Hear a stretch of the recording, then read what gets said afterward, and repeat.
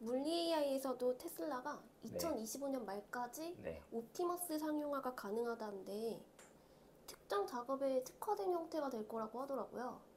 혹시 이런 물리 AI 시장성에 대해서는 어떻게 평가하세요? 일단은 어쨌든 이게 사실상 그냥 로봇이거든요. 그러니까 물리 AI라는 표현이 등장하기 시작한 거는 이제 AI를 기반으로 움직이는데 이거를 이제 가상현실에서 사실상 트레이닝을 하는 구조로 요즘은 가고 있기 때문에 그걸 뭐 사실상 엔비디아가 제공을 하고 있었고 그래서 이런 물리적인 부분들을 계속해서 트레이닝을 AI 공간 안에서 진행을 하고 그 다음에 이게 실질적으로 현실 공간에서도 활동할 수 있도록 탑재를 해 놓음으로써 사실상 이제 현실에다가 로봇을 움직일 수 있는 동력 장치로 활용을 하는 거죠. 그래서 그런 식으로 이제 움직이다 보니까 이제 옵티머스가 최근에도 보면은 이미 테슬라 다이닝 내부에서 좀 쓰이고 있잖아요. 그래서 이런 모습들을 볼 때 굉장히 좀 사람과 유사한 모습들을 많이 보여주고 액션을 취하고 하면서 본인들의 어떤 프로덕트로서의 가능성을 보여주고 있는데 사실 우리가 생각하는 완벽한 휴머로이드, 그러니까 정말 인력을 대체할 만한 휴머로이드의 역량으로 좀 보자라면은 아직은 한 65% 정도만 대체 가능한 수준으로 좀 보여지긴 하거든요. 그러니까 우리가 인간이 할 수 있는 어떤 모든 액션과 스피드한 부분들 이런 것들까지 고려했을 때 옵티머스가 그걸 대체하려면은 아직은 좀 멀긴 했다라고는 보여집니다. 그러니까 그러면서 이제 범용 로봇이 아니라 특정 작업에 쓰겠다라는 표현이 나온 걸로 보여요. 예, 그러니까 모든 것을 대체할 수는 분명히 없다라고 보는 거고 지금의 휴머로이드의 상태는 어쨌든 테슬라는 손 움직임에 굉장히 특화를 많이 했다 보니까 그거는 정말 이제 올바른 관점에서의 로봇공학 해석이었다라고는 보여지고 그 손 움직임을 통해서 실질적으로 사람이 하는 업무들을 대체를 하는 가능성에 대해서 전환을 한 거고 단순 노동 중심으로 먼저 치환을 하겠죠 당연히. 예. 그 단순 노동이라는 것은 뭐 최근에 이제 테슬라 데이닝에서는 정말 뭐 팝콘 나르기부터 시작을 하고 있는데 그 수준은 당연히 가능할 거고요. 네, 당연히 가능할 거고 뭐 커피 내리기 이런 거는 이미 로봇 대체를 하고 있기 때문에 그런 부분들도 당연히 가능할 거고 그래서 우리가 생각하는 정말 딱 머릿속으로 생각했을 때 손으로만 할 수 있었던 단순 노동들 그런 것들이 가장 핵심적인 대체 분야라고 보셔도 될 것 같고 실제로 이거는 지금 당장도 상용화 대체도 당연히 가능하다고 봅니다. 다만 핵심은 이 단가 문제가 굉장히 좀 큰 부분인데 예를 들어서 지금 현실에서 우리가 로봇 카페 같은 데 가면 로봇팔 가지고 막 사용을 하잖아요. 그 로봇팔이 단가가 요즘은 이제 중국산으로 400 정도까지 내려갔거든요. 400만 원이면 쓸 수가 있어요. 살 수가 있어요. 그러니까 사실상 일반 알바들 기준으로 봤을 때 24시간 굴린다고 가정했을 때 딱 한 달치 월급만 투여를 하면은 이걸 사고 그걸 가지고선 액션을 취하도록까지도 할 수가 있는 거예요. 그래서 이런 부분들이 이미 상용화 가능 수준까지 왔는데 테슬라 휴머로이드를 써가지고 하면은 분명히 이게 억 단위로까지 넘어가거든요. 네, 그래서 사실 이 부분을 직접적으로 구매할 구매자들이 나타날까에 대한 부분에 있어서 오히려 너무나 완전 단순 노동은 좀 쉽지 않다. 네, 약간 요것보다 하이엔드적인 구간으로 넘어가 줘야 된다. 네, 뭐 극단적으로 비유를 했을 때 김치 담그기 이런 거는 할 수는 있겠죠. 예. 일반 로봇 시키면은 좀 쉽지 않고 이런 식으로의 이 휴머로이드가 대체 가능한 영역은 분명히 있을 거라고 봅니다. 그리고 그 영역은 약간의 고가치 분야였죠. 조금 전에 얘기했던 것처럼 그런 정말 단순한 거는 사실 고가치한 분야는 아니고 예를 들어서 뭔가 화학 실험 관련해서 단순 작업을 계속 반복을 해야 돼요. 예. 화학 실험도 어쨌든 간에 막 주사로 계속 막 투여하고 막 그거 가지고서 뭐 예를 들어서 옛날 황우석 박사 같은 경우에도 난자랑 이 수정체에 대한 결합 부분을 굉장히 세밀한 작업으로서 막 했었고 이런 부분들은 충분히 추후에 가능하다. 손으로서 하는 작업들이면서도 고가치한 분야에 대해서는 충분히 대체가 가능하다라고 보여지고 그런 분야들 집중적으로 산업 분야 집중적으로 특화된 형태로 가게 될 것이다. 그리고 실질적으로 이건 상용화가 당장도 가능하다라고 보여집니다. 근데 중요한 거는 이 매출 단위가 얼마나 될지에 대한 게임인데 지금 이제 아까 제가 한 65% 정도 대체가 가능할 거다라고 봤는데 이 정도 퍼센티지로는 사실 공격적으로 이제 산업계에서 휴머로이드를 이제 이걸 매입하기보다는 정말 테스트베드 형태로 한번 사보자. 그냥 1억 정도 들여가지고 한 대만 사보자 해가지고 그걸로 굴려보고 그게 정말 사람 대비 효율 나오나? 막 이런 거를 측정을 시작을 하거든요. 그래서 정말 매출 자체는 옛날에 테슬라 초기 베타 버전 나왔을 때 정도의 매출로 시작을 하게 될 거예요. 그래서 지금 당장 기하급수적인 어떤 변곡점을 맞게 되기는 분명히 어렵고 최소 지금 상태에서 한 2년 정도는 더 굴러야 실질적으로 우리가 생각하는 뭐 공장도 대체하고 2차 산업을 대체하는 고 액션으로 움직일 수 있다라고 보시면 될 것 같습니다. 그래서 사실 이 물리 AI가 대체하는 가장 핵심적인 역량 부분은 어쨌든 간에 2차 산업을 대체하는 거예요. 3차 산업은 이미 AI가 직접적으로 코딩상에서 대체를 하고 있고 그냥 사람을 몰아내고 컴퓨터 안에서 하면 되니까요. 근데 2차 산업 대체하는 게 가장 핵심이다. 그리고 그 역량은 최소 2년 정도는 좀 더 소요가 될 거다. 그동안에 한 2년 동안은 지금 자율주행 테스트 굴리고 뭐 옛날에 테슬라 초기 전기차 모델 굴리듯이 테스트 기간이 필요할 거다. 조금 생뚱맞은 질문이 있습니다. 유지보수 비용은 들진 않는 건가요? 유지보수 비용 무조건 듭니다.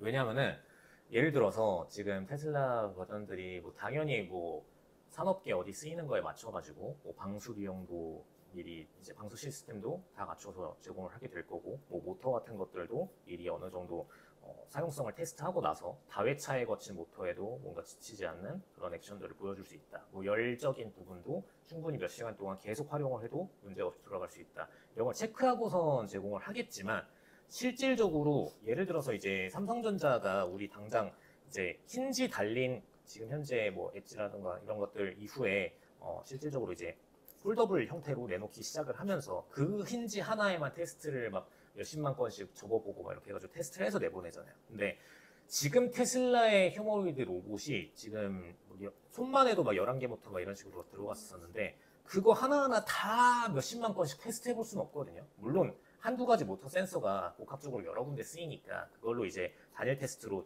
다각도의 어떤 테스팅을 할 수는 있겠지만 실질적으로 이게 문제가 될 가능성이 굉장히 많습니다. 우리가 당장 이런 폴더블 폰만 해도 고장나서 삼성전자 수리센터를 가가지고 고쳐야 되는 건수가 굉장히 많은데 이런 휴머노이드는 더더욱 많을 수밖에 없어요. 근데 그런 센터들을 각국마다 다 세팅하기에는 분명히 무리가 있고 지역마다 세팅하기에도 당연히 무리가 있고 그렇기 때문에 이런 부분들은 분명히 니즈가 굉장히 클 거고 트러블이 끝없이 발생할 거다. 기업들도 이걸 알기 때문에 테슬라가 그런 인프라들을 구축해 놓기 전까지는 뭐 극단적으로 비유하자면 테슬라의 지금 자동차 판매 센터 내부에서 휴머노이드에 대한 수리 접수까지 막 다 해주는 그런 인프라가 다 갖춰지기 전까지는 본인들이 이런 테스트를 하는 데 있어서 굉장히 뭐 다대수의 어떤 휴머노이드를 확 구매해버리고 이러진 않을 거다. 정말 한두 대만 수입해가지고 구매해보고 테스트해보는 그런 방식의 플레이닝이 이루어질 거다라고 보여집니다.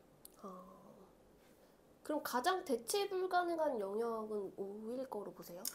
대체 불가능한 영역은 솔직히 말하면 1차 산업으로 갈수록 좀 대체가 어렵긴 합니다.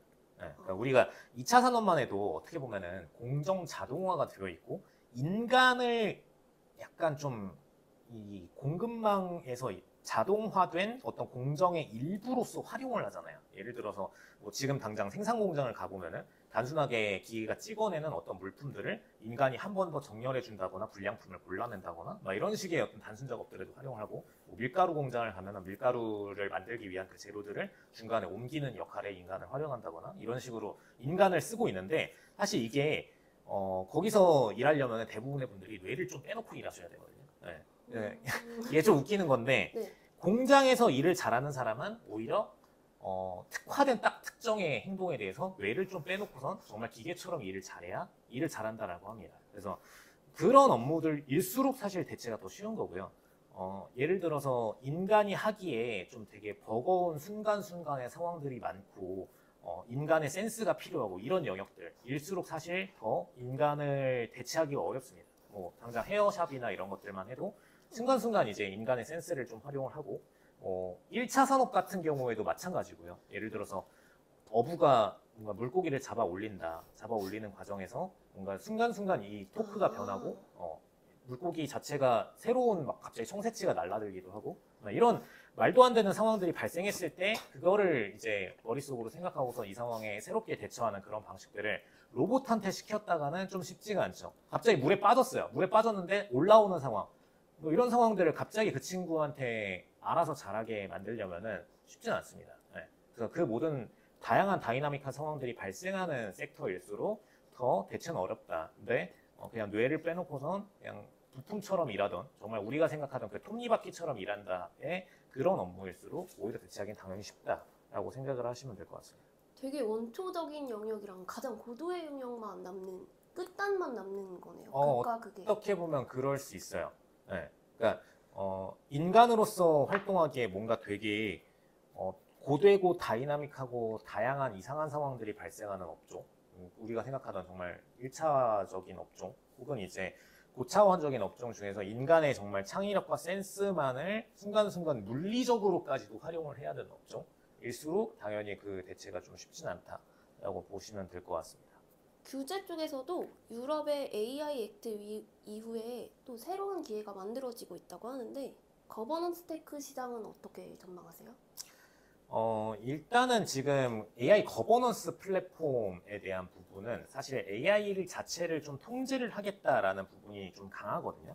그러니까 AI를 통해 가지고 본인들 AI를 통해서 또 다른 AI까지도 좀 통제하고 싶어하는 니즈도 분명히 있고요. 네. 그리고 인간이 모든 AI들에 대해서 어느 정도의 규제 범위 안에서 조금 움직이고 싶어하는 부분도 분명히 있습니다. 왜냐하면은 AI를 100% 순도 자동화를 시켰을 경우에 우리가 막 영화로 비유하자면 막 트랜센더스 이런 영화들이 있거든요. 그러니까 AI가 모든 데이터 접근 권한이 가능해지고 할 수 있는 모든 액트들을 가능하게 열어줬을 경우에 그 친구가 할 수 있는 어떤 행동들이 사실 인간이 의도하던 바와는 분명히 다른 행동들도 당연히 들어가게 될 거예요. 네. 뭐 극단적으로 비유하자면 사이코패스 같은 사람들이 하는 행동들 자체가 할 수 있으니까 그냥 하는 거거든요. 네. 내가 사람을 뭐 죽일 수 있으니까 죽일 수도 있고, 네. 사람을 뭐 압박하고 그들한테서 이익을 뽑아내는 활동도 내가 사회에서 해보니까 이익이다. 그래서 그거를 하는 것 자체가 어떤 죄책감이 전혀 들지 않아. 그래서 하는 거거든요. 네.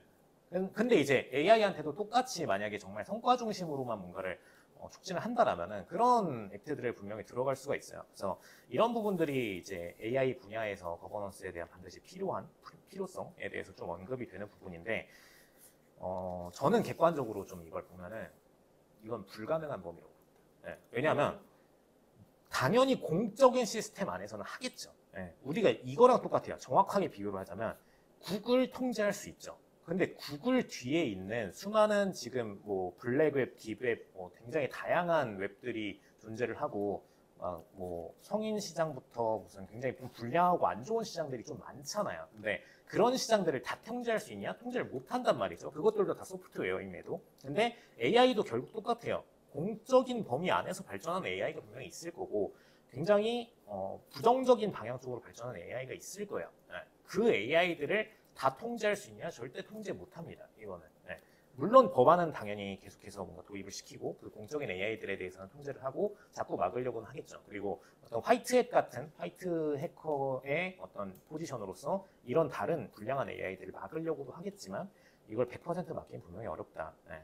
필요성은 당연히 있는 건 맞는데 절대로 불량한 AI들도 반드시 나오게 될 거고 그게 실질적으로 시장에서는 계속해서 우리의 어떤 압박 시스템으로서 작용을 할 수밖에 없다라는 거 참고를 하시면 좀 좋을 것 같습니다. 그래서 최근에는 이런 어떤 거버넌스를 통제하기 위한 AI들 시스템들도 막 만들어서 제공하는 식으로 좀 가면서 수익 수단으로도 삼고 있긴 한데 요거는 사실 어떻게 보면은 다른 AI들을 통제하려는 그런 행위이다 보니까 결국에는 이 방식에서도 또 AI를 쓸 수밖에 없거든요. 근데 그 AI가 다른 AI들보다 반드시 우수해야만 이런 AI들을 통제할 수가 있는 건데 그런 시스템들을 정말 확실하게 누군가가 만들 수 있을까? 그건 좀 저는 퀘스천 마크고 봅니다. 개발만 한다면 가장 뛰어난 수익원을 가질 수 있지만 네. 개발 자체가 되게 어렵다 이런 건가요? 아니요. 저는 오히려 반대로 봅니다. 개발 자체에 쓰이는 리소스는 엄청나게 많이 들어가는데 개발 자체로 벌 수 있는 수익은 오히려 낮다라고 봅니다. 개발만 하면 근데 모든 AI에 사용할 수 있는 우월한 그 AI가 되는 게 아니에요? 아니에요. 그런 느낌은 아니고요. 사실 AI를 넘어서는 AI를 그러니까 통제 가능한 어떤 거버넌스의 AI를 만들겠다는 것 자체가 사실 저는 불가능하다라고 좀 보는 편이고 그런 AI를 만들려고 하면은 압도적인 좀 비용이 들어가고요. 그리고 들어감에도 그 AI가 수익성이 있느냐? 수익성이 없습니다. 솔직히 말해서. 그래요? 네, 왜냐하면 통제 자체는 우리가 예를 들어서 기업에서도 컴플라이언스 부서들이 있잖아요. 네, 네. 그죠? 모든 기업들이 다 컴플라이언스 이제 좀 기업 규모가 커지면 존재하는데 그런 팀들에서 수익성이 발생하는 부서가 아니에요, 사실. 돈은 앞에서 이제 프론트엔드인 친구들이 돈을 버는 거고 컴플라이언스는 사실 돈 버는 거 방해만 합니다. 네. 그래서 오히려 그 친구들이 활동함으로써 시장 경제에서는 돈이 도는 게 아니라 오히려 안 생겨요. 네, 오히려 막고 그러기 때문에 정부 차원에서는 이제 그런 걸 통제하고 싶어서 하겠지만 실질적으로 그게 수익성이 나오는 행위가 아니기 때문에 정부에서는 여기에 투여하는 예산에 대해서도 분명히 굉장히 제한적일 거고 뭐 EU 같은 보수적 국가들은 많이 좀 하겠죠. 하겠지만 생각보다 당연히 제한적일 거고 그리고 그 행위 자체가 대통령 정부가 바뀔 때마다 다시 약화되는 구간은 분명히 온다. 네. 그래서 아, 절대적으로 이게 수익성은 안 좋고 돈만 많이 들어가는 분야이다. 대체가 어려운 영역 중 하나가 되겠네요, 그러면. 그쵸. 거기 주자로 뛰어들 만한 기업들이 굉장히 좀 적을 거고, 뭐 보안업체들이 좀 이제 범위를 확장하면서 그쪽으로도 많이 뛰어들겠지만, 실질적으로 그 보안업체들이, 사실 보안에 있어서 가장 큰 수요는 이거거든요. 정말 그 보안을 안 함으로 인해서 반해서 발생하는 경제적 손실이 발생할 때 보안에 대한 지출 비용이 증가합니다. 저번에 뭐 SK나 뭐 KT 사태처럼 실질적으로 그걸로 인해서 어떤 마이너스 비용이 크게 발생해야 보안 예지가 굉장히 올라가요. 예.